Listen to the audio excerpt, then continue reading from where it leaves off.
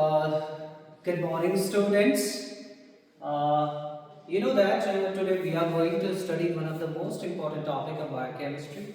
That is how many different molecules of ATP are formed by the consumption of one molecule of glucose. I mean, we are talking about the balance sheet in the respiration, and we are talking about the aerobic respiration. Okay. Aerobic respiration के अंदर क्या होता है कि complete breakdown of glucose होता है हमारे पास, complete breakdown of respiratory substrate होता है हमारे पास। और यहाँ पे क्या होता है कि डिफरेंट स्टेप्स में एक पर्टिकुलर ग्लूकोज की क्या होती है, ब्रेकडाउन होती है, एंड उससे फाइनली हमें इलेक्ट्रॉन ट्रांसपोर्ट सिस्टम और ऑक्सीडेटिव फॉस्फोराइलेशन के थ्रू में हमें एटीपी देखने को मिलता है। सो एक मॉलिक्यूल ऑफ एटीपी जो है वो कितने मॉलिक्यूल्स ऑफ ग्लूकोज से बनता है, या कितने मॉलिक्यूल्स ऑफ एटीपी जो है वो एक मॉलिक्यूल ऑफ ग्लूकोज से हमें देखने को मिलता है, ये हमें अक्सर एग्जाम्स में पूछा जाता है। तो हम चलते हैं इस पे थोड़ा इंट्रोडक्टरी इस वे पे, और हम कहेंगे यहाँ पे कि एरोबिक रेस्पिरेशन के अंदर डिफरेंट स्टेप्स इन्वॉल्व होते हैं। जैसे हमारे पास ग्लाइकोलिसिस होता है, ग्लाइकोलिसिस के साथ में हमारे पास सेकंड स्टेप जो ऑपरेट होता है वो होता है हमारे पास लिंक रिएक्शन, और इसी के साथ में हमारे पास क्या होता है, थर्ड स्टेप हमारे पास होता है क्रेब्स साइकिल, और फोर्थ स्टेप हमारे पास होता है इलेक्ट्रॉन ट्रांसपोर्ट सिस्टम, एंड इसी के साथ में हमारे पास ऑक्सीडेटिव फॉस्फोराइलेशन का रोल होता है, ऑक्सीडेटिव फॉस्फोराइलेशन। हमें पता है कि ग्लाइकोलिसिस के थ्रू में क्या होता है कि ग्लाइकोलिसिस में हमारे पास ग्लूकोज का ब्रेकडाउन होता है, वन मॉलिक्यूल ऑफ ग्लूकोज, ठीक है, जो 6 कार्बन का होता है, इसकी ब्रेकडाउन हो जाती है एंड ये बन जाता है हमारे पास 2 मॉलिक्यूल्स ऑफ पायरुविक एसिड, जो 3 कार्बन कंपाउंड होता है। और ये मल्टी स्टेप प्रोसेस है, ये यहाँ पे बहुत सारे डिफरेंट स्टेप्स इन्वॉल्व होते हैं, और उन डिफरेंट स्टेप्स की बात जब हम करते हैं तो यहाँ पे हमारे पास 2 डिफरेंट एटीपी जो है, 2 एटीपी मॉलिक्यूल्स जो है हमारे पास वो कंज्यूम होते हैं, और यहाँ पे हमारे पास 4 एटीपी मॉलिक्यूल्स जो है वो सबस्ट्रेट लेवल फॉस्फोराइलेशन से हमारे पास बनते हैं, और सबस्ट्रेट लेवल फॉस्फोराइलेशन के साथ साथ में हमारे पास क्या होता है कि 2 मॉलिक्यूल्स जो है वो उनका भी फॉर्मेशन होता है by means of oxidative phosphorylation. यहाँ पे क्या होता है कि इन 4 एटीपीज में से नेट गेन हमारे पास, टोटल नेट गेन जो होगा वो 4 - 2 होगा, क्योंकि 4 में से 2 एटीपी मॉलिक्यूल जो है वो इनिशियली कंज्यूम होते हैं, एनर्जी पे ऑफ फेज में नहीं बल्कि एनर्जी इन्वेस्टमेंट फेज, जो इनिशियल फेज होता है ग्लाइकोलिसिस का, वहां पे होता है। तो 4 - 2 that is equal to 2 ATP molecules by means of substrate level phosphorylation के थ्रू में हमारे पास देखने को मिलता है। एंड ये 2 NADH molecules जो ग्लाइकोलिसिस के थ्रू में बनते हैं, this glycolysis is actually occurring in the cytoplasm. So for oxidative phosphorylation of these 2 molecules of NADH2, this NADH2 molecule needs to be entered into the mitochondria. For that, here this two NADH2 molecules will enter into the mitochondria through the shuttle system. Got it? 2 shuttle system हमारे पास काम करते हैं, और उनका नाम है mallet shuttle और दूसरे का नाम है ग्लिसरोल फॉस्फेट शटल। और इन्हीं 2 मॉलिक्यूल्स ऑफ NADH से हमारे पास या तो 6 मॉलिक्यूल्स ऑफ ATP बन सकते हैं, या तो 4 ATP मॉलिक्यूल्स बन सकते हैं। Got it? तो ये हमारे पास ओवरऑल ग्लाइकोलिसिस का पूरा ब्रेकडाउन है कि ग्लाइकोलिसिस के थ्रू में हमारे पास कितने एटीपी मॉलिक्यूल्स बनते हैं। ग्लाइकोलिसिस का इनिशियल फेज जहां पे एनर्जी इन्वेस्ट कर रहा है अपना सेल, ठीक है। और 2 एटीपी मॉलिक्यूल्स जो है वो क्या कर रहा है, इन्वेस्ट कर रहा है अपने ऊपर। एंड लेटर ऑन फेज के अंदर, एनर्जी पे ऑफ फेज के अंदर क्या होता है कि 4 एटीपी मॉलिक्यूल्स जो है वो बना देता है by means of substrate level phosphorylation के थ्रू, एंड 2 NADH2 मॉलिक्यूल्स जो है वो बना देता है ऑक्सीडेशन की वजह से, ठीक है। और यहाँ पे इन्हीं 2 NADH2 मॉलिक्यूल से अगर एटीपी बनाना होगा सेल को, तो ऑक्सीडेटिव फास्फोराइलेशन के अंदर जाने के लिए इसको इलेक्ट्रॉन ट्रांसपोर्ट फ्लो के थ्रू में जाना पड़ेगा, और electron transport system eukaryotic cell के अंदर माइटोकॉन्ड्रिया के अंदर होता है। तो माइटोकॉन्ड्रिया के अंदर जाने के लिए यहाँ पे 2 शटल सिस्टम इन्वॉल्व होते हैं, और 2 शटल सिस्टम में से अगर ग्लिसरॉल फॉस्फेट के थ्रू में गया ग्लिसरॉल, तो हमारे पास क्या होता है 4 एटीपी मॉलिक्यूल्स बन जाते हैं। अगर एस्पार्टेट के शटल के थ्रू में जाएगा तो हमारे पास 6 एटीपी मॉलिक्यूल्स बन जाएंगे। तो नेट गेन हमारे पास कितना हो सकता है, या तो 8 एटीपी मॉलिक्यूल्स हो सकते हैं या तो 6 एटीपी मॉलिक्यूल्स हो सकता है। ये ग्लाइकोलिसिस की बात हो रही थी अभी तक, ठीक है, ग्लाइकोलिसिस। अब चलते हैं पायरुविक एसिड जो है ये लिंक रिएक्शन में इन्वॉल्व होता है यहाँ पे कि 2 molecules of pyruvic acid are converted into 2 molecules of acetyl coenzyme A. और ये प्रोसेस हमारे पास कहां पे होता है, ये प्रोसेस हमारे पास माइटोकॉन्ड्रिया के मैट्रिक्स में होता है।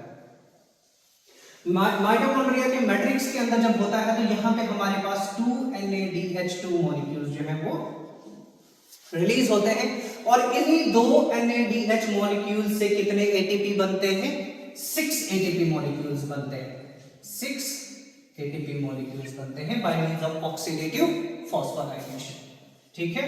क्योंकि एक NADH2 मॉलिक्यूल से 3 एटीपी बनते हैं, तो 2 NADH2 मॉलिक्यूल से 6 एटीपी बन जाएंगे, ठीक है।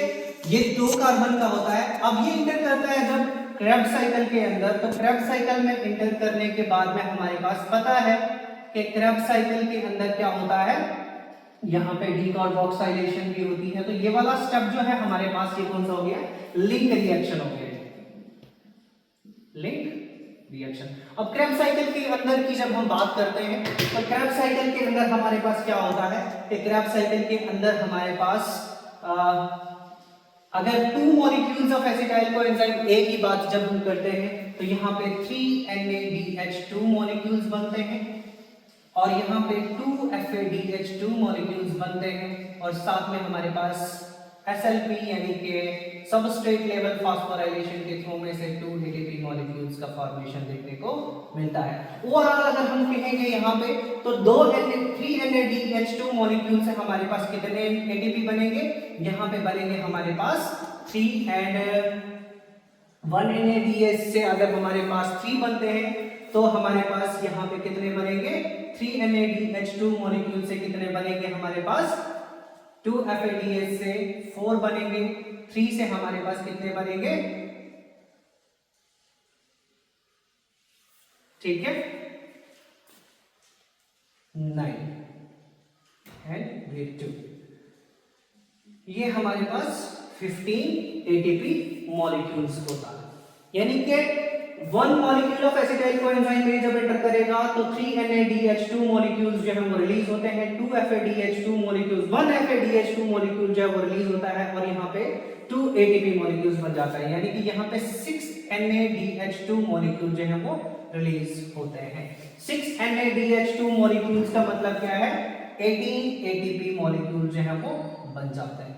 तो ओवरऑल बैलेंस शीट अगर हमने इसको करना होगा, 6 NADH2 is equal to 18 ATP molecules, ठीक है, और यहाँ पे 4 ATP एंड यहाँ पे 2 ATP मॉलिक्यूल्स। अगर यहाँ पे हमारे पास पूरा काउंट डाउन करें यहाँ पे पूरा, तो यहाँ पे हमारे पास बन जाता है 18 + 4 22 एंड 24 ATP मॉलिक्यूल्स।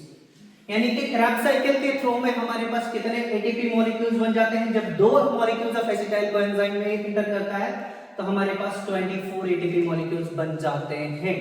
क्यों? क्योंकि 6 NADH2 रिलीज होते हैं, 2 FADH2 मॉलिक्यूल्स रिलीज होते हैं, and 2 ATP molecules by means of substrate level phosphorylation, ठीक है। ये हमारे पास ऑक्सीडेटिव फास्फोराइलेशन के थ्रू में बनेगा, ये सबस्ट्रेट लेवल फास्फोराइलेशन के थ्रू में बनेगा, ठीक है। तो ओवरऑल हमारे पास अगर बैलेंस शीट देखी जाएगी तो हमारे पास एक मॉलिक्यूल ऑफ ग्लूकोज से कितने एटीपी देखने को मिलते हैं? तो एक मॉलिक्यूल ऑफ एटीपी से आपको देखने को मिलेंगे ग्लाइकोलिसिस के थ्रू में या तो 8 और 6, और हमारे पास लिंक रिएक्शन जिसको हम ऑक्सीडेटिव डीकार्बोक्सिलेशन कहते हैं, इस ऑक्सीडेटिव डीकार्बोक्सिलेशन से या तो 6 एटीपी यहाँ पे रिलीज होते हैं, और यहाँ पे हमारे पास क्रैब्स साइकिल के थ्रू में कितने एटीपी मॉलिक्यूल्स बन जाते हैं? 18 ATP from 6 NADH and 4 ATP from 2 FADH and 2 ATP from substrate level phosphorylation, तो ओवरऑल 24 ATP मॉलिक्यूल्स यहाँ पे। अगर हम एक मॉलिक्यूल ऑफ ग्लूकोज को पूरा के पूरा ले लें तो इसको प्लस करके हमारे पास या तो 38 या 36 ATP मॉलिक्यूल्स जो हैं ये हमारे पास देखने को मिलता है। ये एक थ्योरेटिकल बैलेंस शीट है, ये हमारे पास नेचर में एग्जिस्ट नहीं करता है, क्योंकि हमें पता है कि क्रैब्स साइकिल या ये हमारे पास लिंक रिएक्शन या ग्लाइकोलिसिस जो है ये एक मल्टी स्टेप प्रोसेस है, और इस मल्टी स्टेप प्रोसेस के अंदर ये लिंकेज बहुत डिफरेंट मॉलिक्यूल्स के साथ में शो करता है। तो एक बैलेंस शीट है, हाइपोथेटिकल कैलकुलेशन है, क्योंकि एक सेल के नीड के अकॉर्डिंग जो है वो अपना प्रोडक्ट जो है वो बनाता रहता है, ठीक है। और यहाँ से इसी क्रैब साइकिल के अंदर रेस्पिरेशन को हम एम्फीबोलिक प्रोसेस भी कहते हैं, क्योंकि यहाँ पे किसी भी मॉलिक्यूल की एंट्री हो सकती है, जैसे फैटी एसिड्स होंगे तो फैटी एसिड्स एंटर करेंगे, प्रोटीन्स होंगे तो प्रोटीन्स एंटर करेंगे, तो ये एम्फीबोलिक प्रोसेस है, ठीक है। ये एक हम तब इंक्लूड कर रहे हैं कि एक मॉलिक्यूल ऑफ ग्लूकोज से 38 या 36 एटीपी मॉलिक्यूल्स तब हम बोलते हैं जब हम ये कह रहे हैं कि पर्टिकुलरली ग्लूकोज जो है ग्लाइकोलिसिस में ये बनाएगा और लिंक रिएक्शन में ये बनाएगा, एंड 2 टाइम्स जब एसिटाइल कोएंजाइम A जो है वो क्रैब साइकिल के थ्रू में चला जाएगा। तो यहाँ पे बहुत सारे क्वेश्चंस पूछे जाते हैं, ठीक है, और उन क्वेश्चंस में से आपको सिंपली आपको ग्लाइकोलिसिस के अंदर ही पूछा जाता है सिंपली। जैसे ग्लाइकोलिसिस के अंदर पूछा जाएगा कि व्हाट इज द नेट या total net gain of ATP molecules in the glycolysis, तो हम क्या करते हैं यहाँ पे इस 2 NADH2 मॉलिक्यूल्स और यहाँ पे 2 ATP मॉलिक्यूल्स को काउंट करके 1 या 6 लिख सकते हैं, ठीक है। हमें यहाँ पे ये पूछा जा सकता है कि 1 मॉलिक्यूल ऑफ पायरुविक एसिड से कितने एटीपी मॉलिक्यूल बन सकते हैं, तो 1 मॉलिक्यूल अगर पायरुविक एसिड का होगा तो यहाँ पे हमारे पास टोटली 3 एटीपी मॉलिक्यूल्स देखने को मिलेंगे। अगर 1 मॉलिक्यूल के अगर 2 मॉलिक्यूल की कह रहे हैं तो 2 NADH रिलीज होगा, तो 2 NADH से 6 एटीपी मॉलिक्यूल्स बनता है। और यहीं पे हमें एसिटाइल कोएंजाइम A की अगर हम बात करते हैं, यहाँ पे अगर एक molecule of acetyl coenzyme A को पूछा जाएगा तो 1 molecule of acetyl coenzyme A जब एंटर करेगा तो 3 NADH2 रिलीज होगा, 1 FADH2 रिलीज होगा एंड 1 ATP मॉलिक्यूल रिलीज होगा। तो यहाँ पे हमारे पास क्या होगा 3 NADH2 और हमारे पास 1 FADH2 और 1 ATP मॉलिक्यूल।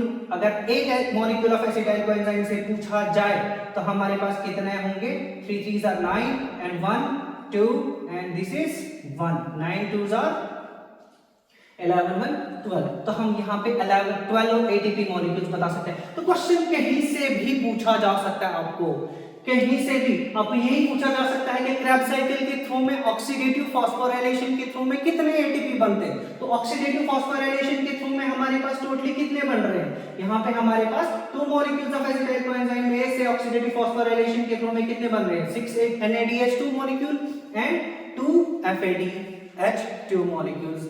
इनमें से जो कैलकुलेशन होगा तो हम बता सकते हैं यहाँ पे इजीली, ठीक है। सो दैट्स डन, ठीक है। ये के कितने एटीपी मॉलिक्यूल्स बनते हैं 1 मॉलिक्यूल ऑफ एसिटाइल को ये दिस ग्लूकोज मॉलिक्यूल के थ्रू में। That's all, thank you.